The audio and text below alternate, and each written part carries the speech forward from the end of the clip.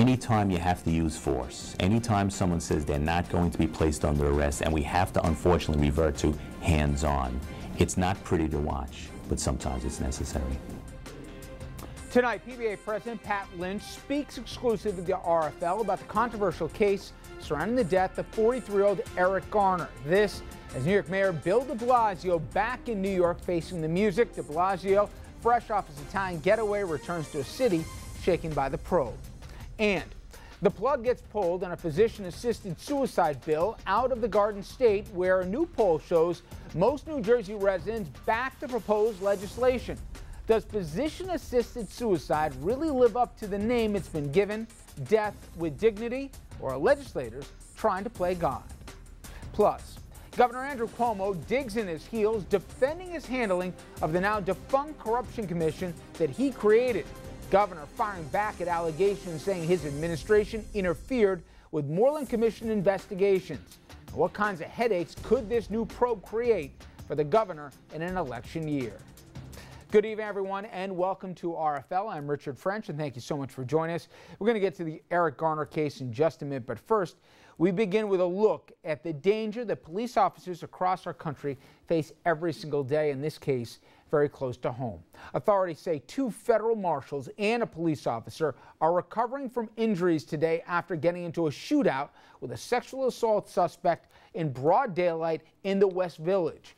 Police say the suspect, Charles Moser, who was featured on the show The Hunt on CNN, shot 2 federal marshals and a police officer when a fugitive apprehension task force tried to arrest him. Mayor Bill de Blasio and Police Commissioner Bill Bratton, they spoke out about the shooting today, and they say the suspect is dead. Now today, Mayor de Blasio, who, as we said, is back from his more than week-long vacation in Italy, also spoke out about the controversial death and the investigation surrounding 43-year-old Eric Garner. Garner, as we all know, died just over a week ago after police on Staten Island tried to arrest him for allegedly selling loose cigarettes. The video, as you've seen right there, captured by a witness, shows Garner being pulled to the ground in an apparent chokehold by an NYPD officer. On the tape, you can hear Garner, who was asthmatic, saying that he couldn't breathe, and he said it on numerous occasions. Garner was pronounced dead at the hospital. Now, the officer in the background who allegedly did that chokehold, Daniel Pantaleo, is accused of putting Garner in that hole, which is banned by police procedure. Well, he has been stripped of his gun and badge, and he's been put on desk duty. 4 paramedics are also being disciplined following their seemingly negligent response to the call.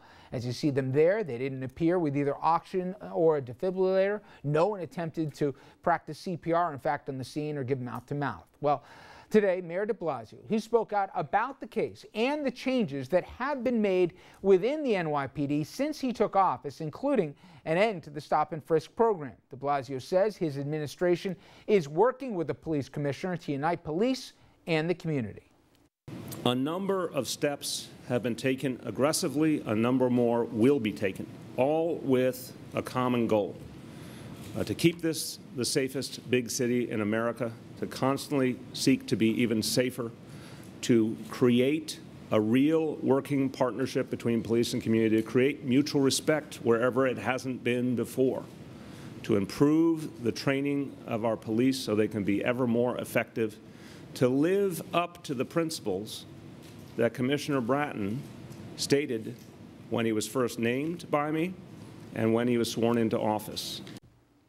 All right. Well, Dominic Carter, as you know, if you watched this program last week, he has been on the story since it broke, and he spoke exclusively with numerous members, not just of the Garner family, but also to Patrick Lynch, who's president of the Patrolmen's Benevolent Association, the PBA, and Dominic joins us now. Good evening to you, Richard. It is clear the NYPD is under fire. Apparent chokeholds are illegal under NYPD protocol.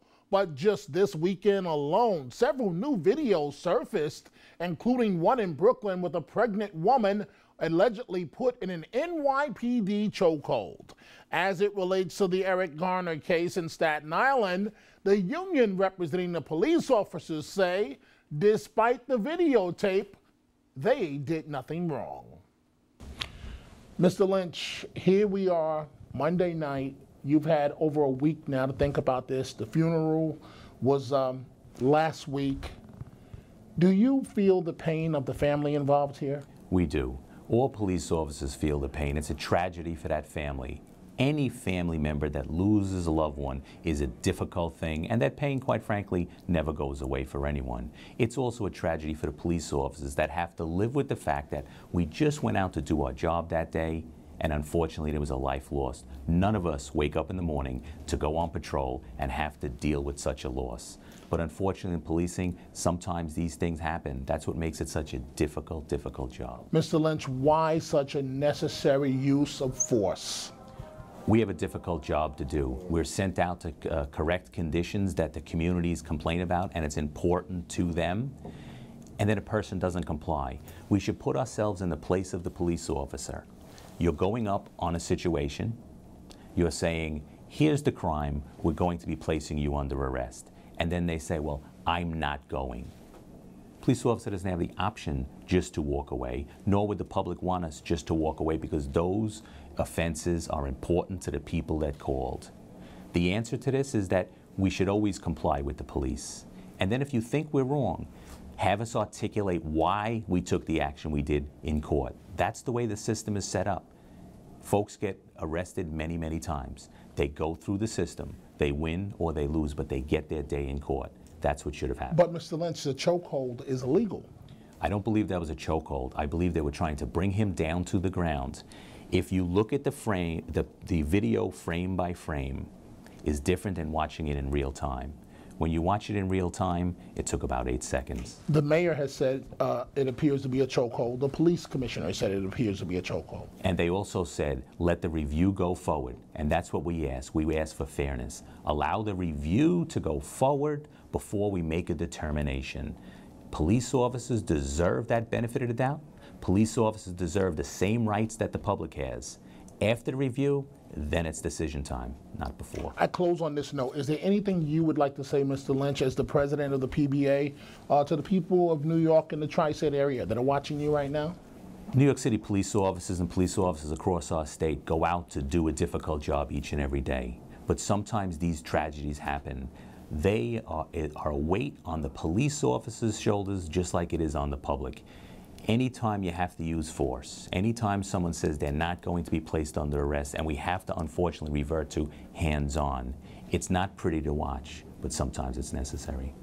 Mr. Lynch, what if it happened to be a family member? If Mr. Garner was a family member of yours, your son, perhaps your father, maybe your grandson, and his only apparent crime is, this ends today, and you're not going to arrest me. How would you feel if this was your family member? I would tell a family member, place their hands behind their back, be placed under arrest and comply, and then we'll duke this out in court where we're supposed to. That's how the system is set. This is not a person that's never been to court before. He was arrested 30 times before. Now, if the City Hall decides that going after these kind of crimes of selling loosies on the street is not a priority, then tell us. We don't go there because we want to. We go there because it's a condition, the public complained, and the City Hall and Police Department sends us there. If they decide it's not a priority, that's fine. On the street, the police officers don't set the priority or the policy. Him saying, I can't breathe. I can't breathe. That doesn't say to you, you're an expert at policing, that doesn't say to you that the officer should at least give him some breathing room or back up? If you see in that situation, when it was under control, he was handcuffed, they turned him on his side, and they called for an ambulance to get aid. That's what they're supposed to do, and they did that. Unfortunately, it did end in a tragedy. Again, a tragedy for all. PBA President Pat Lynch. Meanwhile, the family of Eric Garner, they see things completely differently. Garner's family is demanding justice, and they want the feds to take over. How many people has to die? How many young people has to die through chokeholds in life? And the last word, remember my nephew said, I can't breathe. Anybody, any animal, anybody, you suffocate them, they're gonna die. Common sense tell you if a person can't breathe, then stop. Or else you're looking to do what you just did. And they never stopped. They never stopped. They never took into consideration it could be them.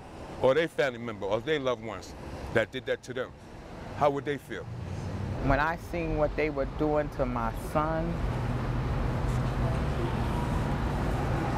tore my heart out.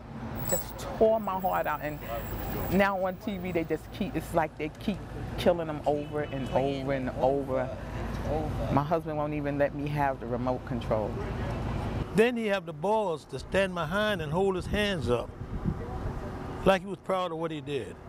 Then he turned around and grabbed his couch on TV. What about what the police have been bringing up, saying that your son had been arrested 31 times for selling illegal cigarettes? How many people have he hurt? How many people have he arrested before? For nothing. If he was sold cigarettes, so what? That don't mean he got to die behind that.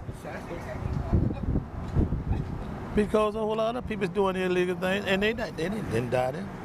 If it was been a, say it, but I'm gonna put it this way: if it had been a white boy, would he have choked him? Would they have choked him to death like that? In your opinion, what happens now? What's the next step in all of this? Criminal charges, going after the people that went after my father. That every person that touched my father on that ground needs to go to jail. And the person that actually took his last breath from him, I want him prosecuted. I want him to the fullest. I want him to his life. Honestly, I want him to go for not even a life sentence. I want them to put him to death like he put my father to death.